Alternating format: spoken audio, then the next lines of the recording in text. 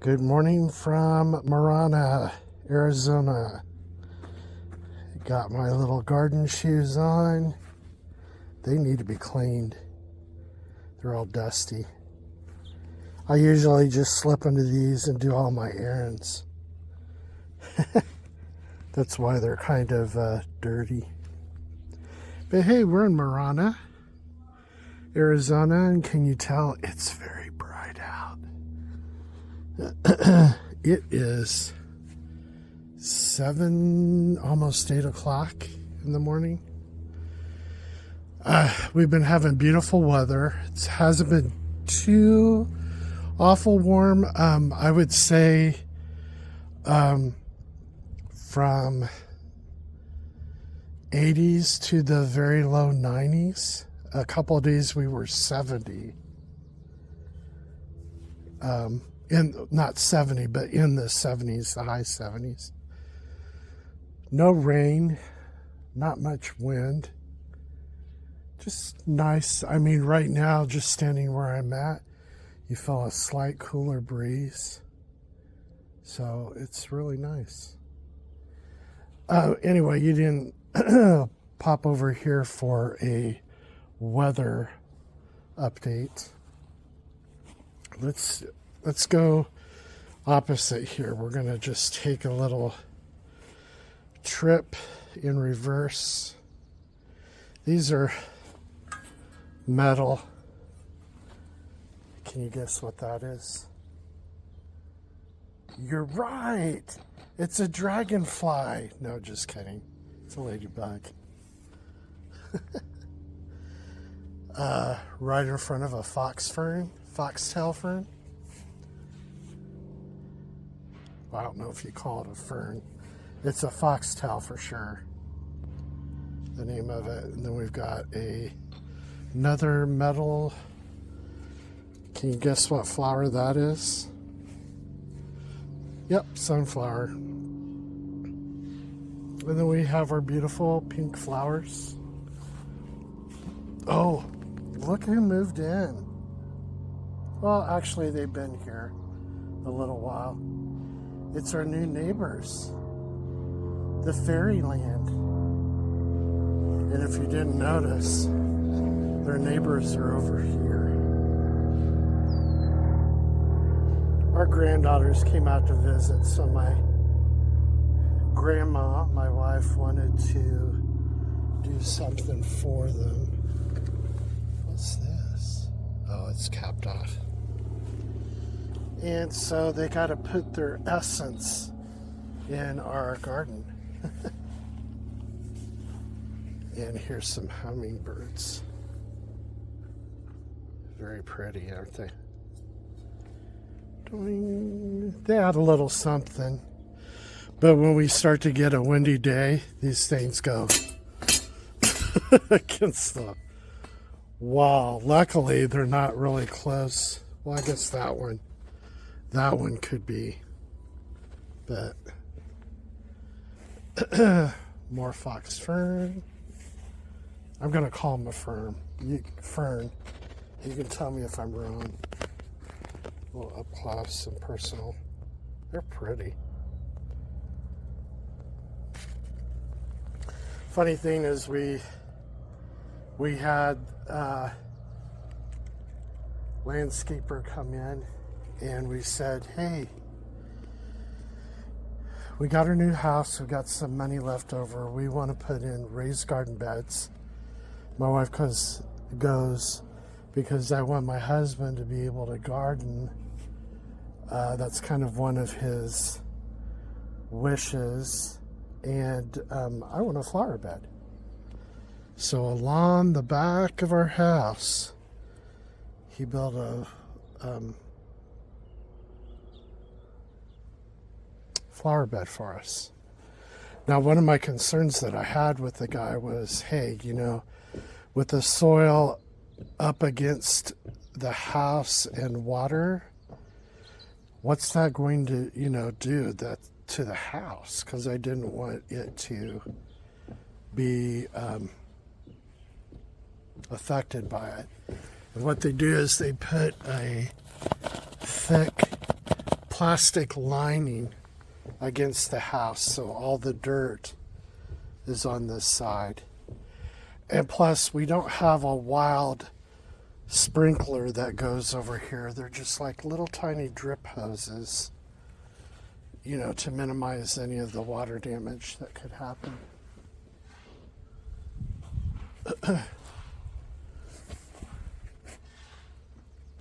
Final fern. Okay, let's go over here. Look at our onions. Amazing, aren't they? They're really getting huge. Now you could see with this one, it bolted. Let's see if we can get a better. Put my hand there, maybe you can see it better.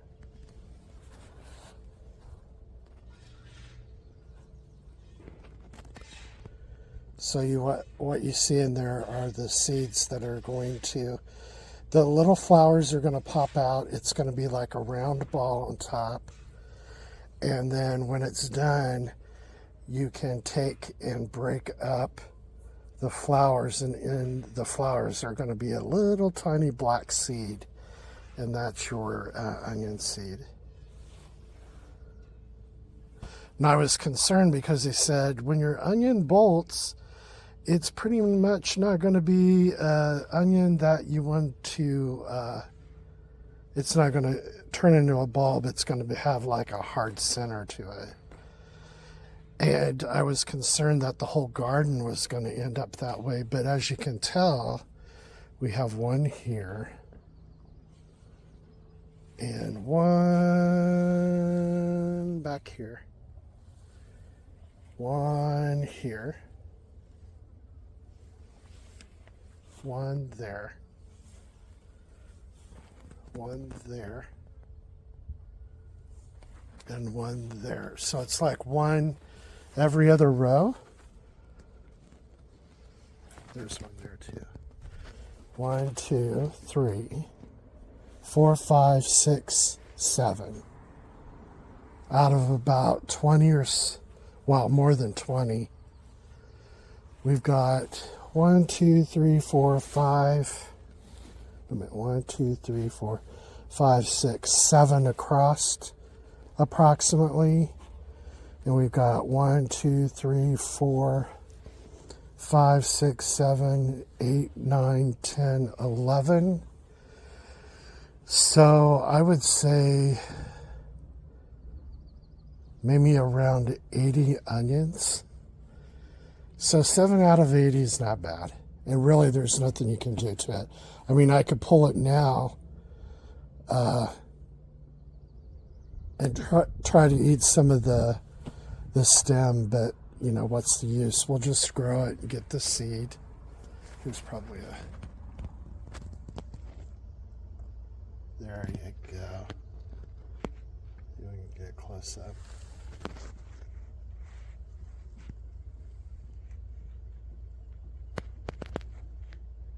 A little shaky. And lettuce and spinach are good companions. And it's about time for us to pick some of the spinach and the lettuce and make a salad out of it. I might do that tonight. Depends on what we're eating. Anyway, that's our onions.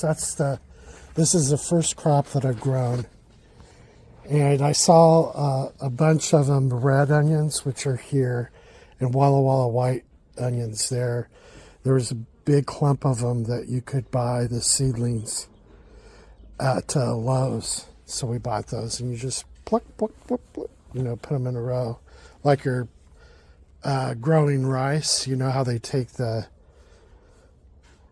already grown plants and then they just poke them into the ground. That's pretty much what you do with those.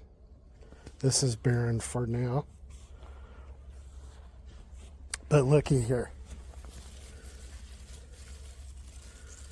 Bell peppers. Bell peppers. coming on like a wildfire. These bell peppers and these jalapenos. Let me just show you down here. I think it's time to harvest jalapenos, especially look over here on this side. See all those jalapenos? Got some. Jalapenos just do so well.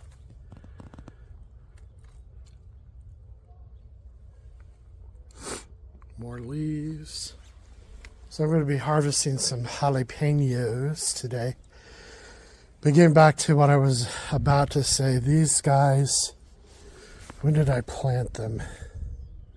I planted them when I first started this garden. That was the spring of 2024. Let's see, we moved in, I think it was the fall of 2023. So yeah, spring of 2024. You could probably go back and check my videos because I believe I started all my new garden then. So these plants are going on 2 years old. And, you know, you could do the same thing. You could have peppers and jalapenos definitely last through the season if you're not in a very bitter, cold environment like down here in the Arizona Valley, where your winter is probably 3 weeks. That's it. What I do is I just let it die down. You're going to lose some of the leaves, and that's fine. But then pretty much throughout the colder winter months, I have a green cover that goes over, kind of like a tarp. It's over here. You know, just a regular green. It's kind of like a, you can see the light through it. So it's kind of like a, oh, I'm going to sneeze. It's kind of like a screen cover. But I put that over there to kind of protect it from the frost through our mild winter, and it just grows back. I trim it down a little bit, as you can see here. You'll notice where I've trimmed back to. And when it comes back, this got really hacked. I hacked it back quite a bit. You can see some evidence there. But, you know, you have your new shoots that come out and it fills out the plant. And it gets all the sun and nutrients it needs. Zucchini.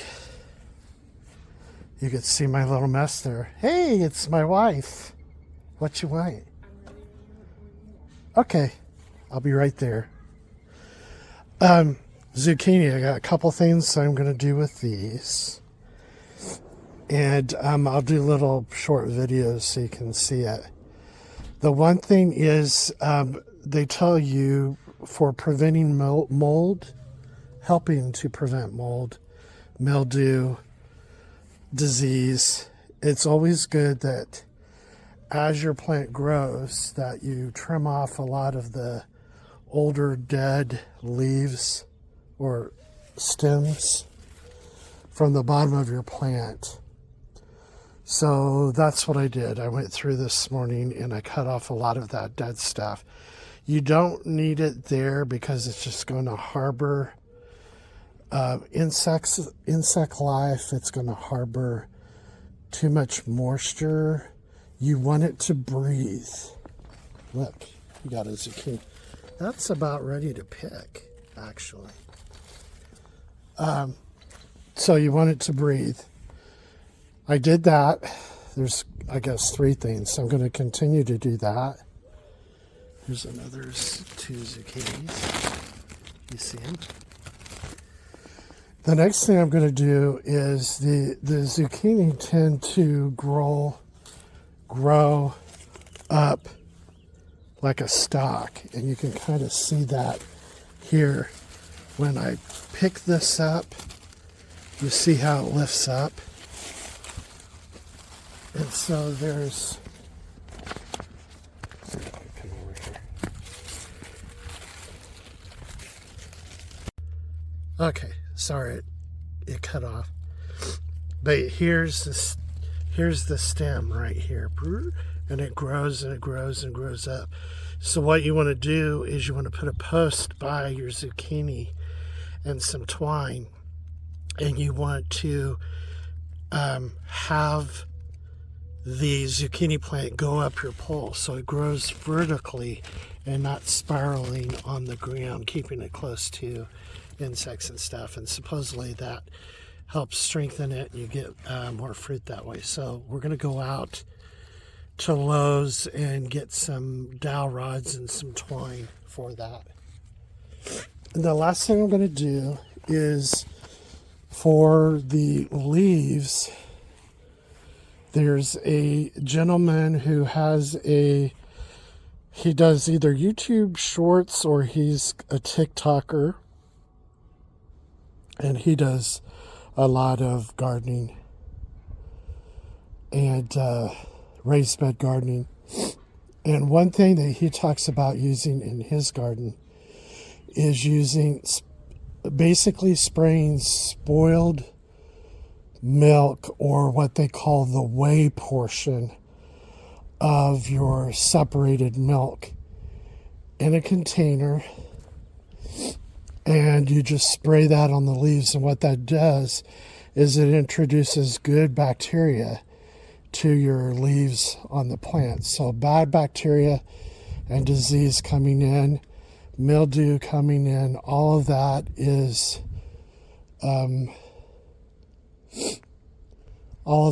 pretty much deterred by that process. And you spray them like every 2 weeks or so. And so I'm going to be doing a little video short on me making that.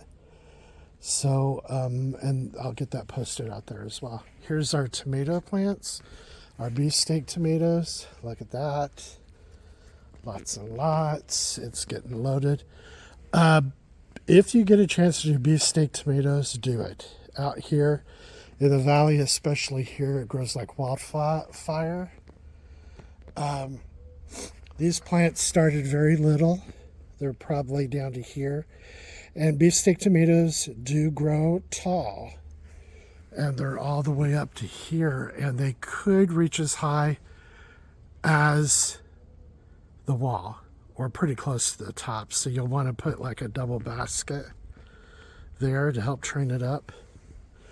Here's my Japanese eggplant. One of the problems that I just noticed is a bunch of aphids came by. You can see them there on the back of the leaf. See all those? When I saw them fresh come, I got out some spray that I have that helps kill them. And so I sprayed them on the leaves. You don't see any activity anymore, so there's no destruction happening. But I would have by now started to see some growth in eggplant development. There is one right there. You see it?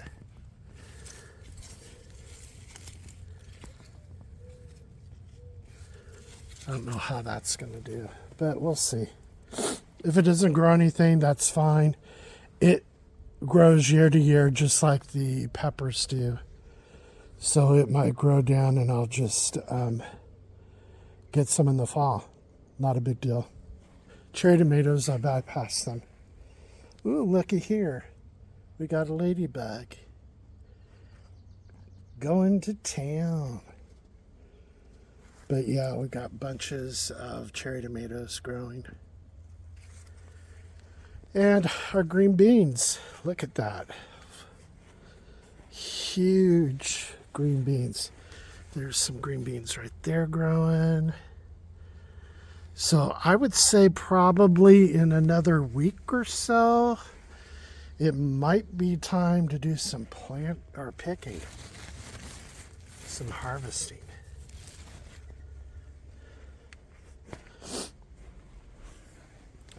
Again, we've got 2 different varieties. We tested in the fall. I say this every episode, and I'm sorry. We tested in the fall 4 different varieties. One was a pole bean, the Kentucky Wonder.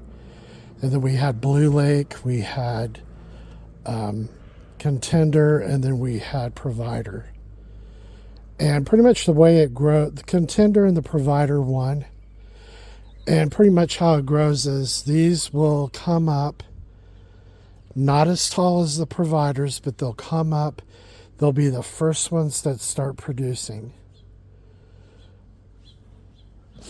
These will take a little bit longer, probably because they grow a little bit taller.